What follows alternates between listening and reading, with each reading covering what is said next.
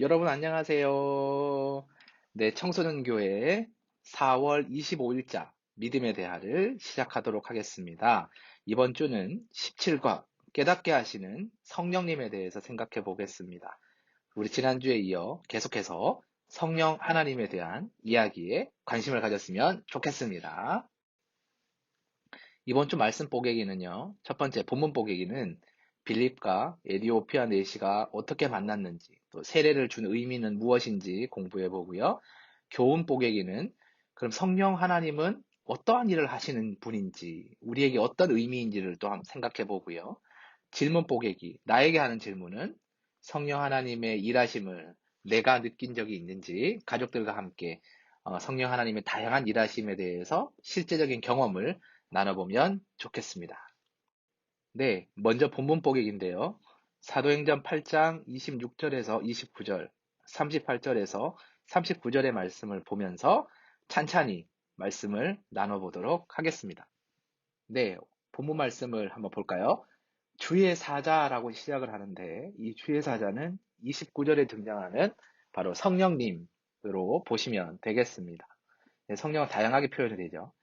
자, 주의 사자, 성령님이 예수님의 제자 빌립에게 말씀을 하시는데 어떤 말씀을 하죠? 일어나서 가라라고 말씀하십니다.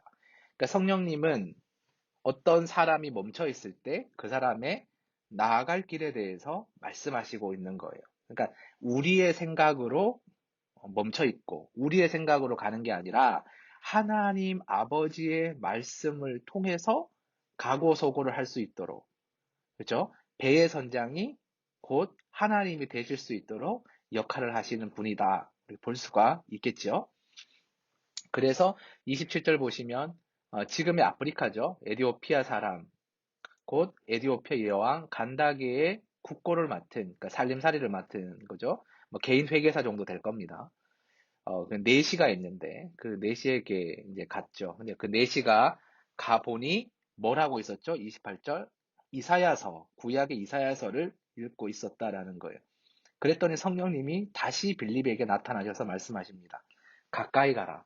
그러니까 멀찍이서 수레만 보지 말고 수레에서 어떤 사람이 있고 그 사람이 뭘 하는지를 가보라는 거죠. 그러니까 성령님이 아주 어떻게 해요? 구체적으로 말씀하시고 구체적으로 인도하신다는 거예요. 그러니까 대충 말하고 대충 해라. 나는 모른다가 아니라 먼 방향부터 해서 가까운 동작까지도 성령님은 친절하게 말씀해 주신다라는 거예요. 그러니까 성령님이 우리 삶도 어느 방향으로 가야 될지 디렉션도 정해주지만 구체적인 액션도 정해주심을 우리는 알 수가 있겠죠.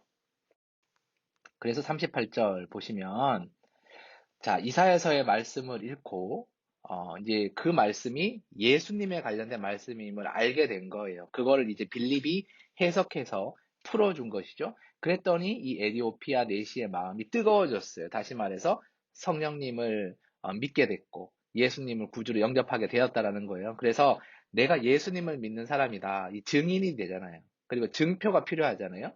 그래서 세례를 받고 새로운 사람이 되는 거예요. 당시의 세례는 이렇게 물만 이렇게 바르는 세례가 아니라 실제로 이 정수리까지 강물 속에 풍덩 빠뜨려서 과거의 내 자아가 죽음을 상징해야 된다라고 얘기를 했잖아요. 근데 둘이 같이 이렇게 풍덩 하고 빠졌다가 다시 이제 올라오게 되었다. 그래서 빌립이 메시에게 세례를 준 것이 되었다. 이제 이 내용이 그려지고 있습니다. 근데 39절에 보세요. 주의 영이라고 되어 있는데 주의 영은 누굴까요? 또 성령님이에요. 아까는 주의 사자라고도 표현했는데 주의 영도 성령님이거든요. 근데 주의 영이 마지막 세 번째 역할이 뭐냐? 제자 빌립을 이끌어 가세요. 그러니까 뿅 하고 사라졌다는 의미일 수도 있고 아니면 너 빨리 그냥 딴 데 가라. 여기 계속 있지 마라. 뭐 이렇게 말씀하셔서 빌립이 달려나가는 수도 있지만 어쨌든 성경 내용으로 보면 에디오피아 이 내시와 인사를 제대로 나누지 않고 갈 길 간 것처럼 나타납니다. 여기서 말하고자 하는 게 뭐예요? 성령님께서 또 다른 사명으로, 또 다른 삶의 방식으로, 방향으로 우리를 이끄신다라는 거예요. 그러니까 딱 한 번 이끄시고 끝. 친절함 한 번이면 끝. 이게 아니라 계속해서 우리의 다음의 꿈을 향해서, 다음의 스텝을 향해서 말씀하시고 친절하게 인도해 주시는 분이에요. 그래서 우리는 매일의 삶을 어떻게 보내면 될까요? 기대하면서. 또 내일의 삶을 더 소망하면서 보낼 수 있는 거겠지요. 자, 묵상 카툰 첫 번째인데요. 여러분 화면 보세요. 이건 뭔 것 같아요? 십자가 앞에 뭐가 있어요? 비둘기가 있죠. 그러니까 성령이 비둘기같이 임하신다는 그 복음서에 말씀을 바탕으로 해서 한번 비둘기의 상징을 한번 가져와 본 것이죠. 그래서 성령 하나님은요, 언제나 우리에게 말씀하십니다. 어떻게 말씀하시죠? 나의 좋은 친구라고. 그러니까 비둘기처럼 되게 순결하기도 하고 우리 근처에서 볼 수 있는, 물론 그런 꼭 의미는 아닐 수 있지만 굳이 의미를 좀 더 붙이자면 그런 분이라는 거예요. 항상 온순하게 친절하게 우리 곁에서 좋은 친구가 되시는 그 성령 하나님을 우리가 용어가 낯선데 매번 주님, 예수님, 하나님만 불렀는데가 아니라 동등한 하나님 중에 하나님이 윗격이시니까 우리가 그걸 인정하고 우리의 좋은 친구 대신 언제나 내 안에 계신 성령님을 기대하는 우리가 되면 참 좋겠지요. 자, 그리고 두 번째 묵상은요. 우리 인생의 안내자가 돼요. 제자 빌립에게 남쪽으로 가라 말씀하셨다가 또 이 길을 떠나라라고 말씀하셨다가 그렇게 하시잖아요. 우리 인생의 철저하고도 정확하고도 친절한 안내자이신 거예요. 그러니까 this way인지 that way인지를 늘 말씀하는 거예요. 근데 우리는 질문할 수 있죠. 한 번도 들어본 적이 없어요. 한 번도 안내를 받아본 적이 없어요. 왜 그럴까요? 제자 빌립처럼 예수님께 온전히 우리 마음을 드리고 기도를 매일같이 하지 않잖아요. 그럼 솔직히 그렇죠. 밥 먹을 때 하는 기도 말고 정말 여러분의 온 존재를 들여서 하나님께 또 성령님의 인도하심을 부르짖지 않죠. 그런 사람에게 성령님은 친절하게 알려주시는 거예요. 때로는 음성으로, 때로는 하나님의 말씀을 읽으면서 느껴지는 감동으로, 때로는 주님의 사람들을 통해서 설교나 아니면 교훈으로 안내해 주시는 거예요. 그래서 늘 하나님 앞에 마음을 열어야 한다라는 겁니다. 교훈 뽀개기를 보겠습니다. 세 가지 교훈을 우리는 얻을 수 있어요. 근데 첫 번째, 성령님은 우리 삶의 방향을 설정해 줘요. 이건 큰 틀에서 이제 숲을 보는 거예요. 이거는 나무를 보는 게 아니라 어디로 가야 할지. 그럼 주님 구체적으로 그 방향으로 가는 건 좋은데 그리고 나서 어떤 장애물을 만나거나 어떤 사람과 환경을 만났을 때 어떻게 해야 됩니까? 궁금할 수 있잖아요. 근데 그거를 궁금해할 필요가 없는 거예요.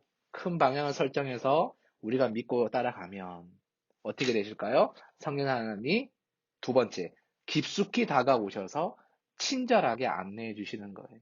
그래서 그 일을 기쁨으로 행할 수 있게. 저도 좋지만, 우리도 좋지만, 하나님도 기쁘시는 그 일을 친절하게, 때로는 숲의 관점에서 말씀하시고, 때로는 작은 나무의 관점으로도 친절하게 말씀하신다라는 거예요. 그리고 마지막 세 번째, 중요하죠? 그 일이 끝나면 성령님이 떠나시는 게 아니라, 우리와 다음에 같이 할 거를 말씀하시는 거예요. 또 다른 the new way, 새로운 길을 말씀하신다라는 거예요.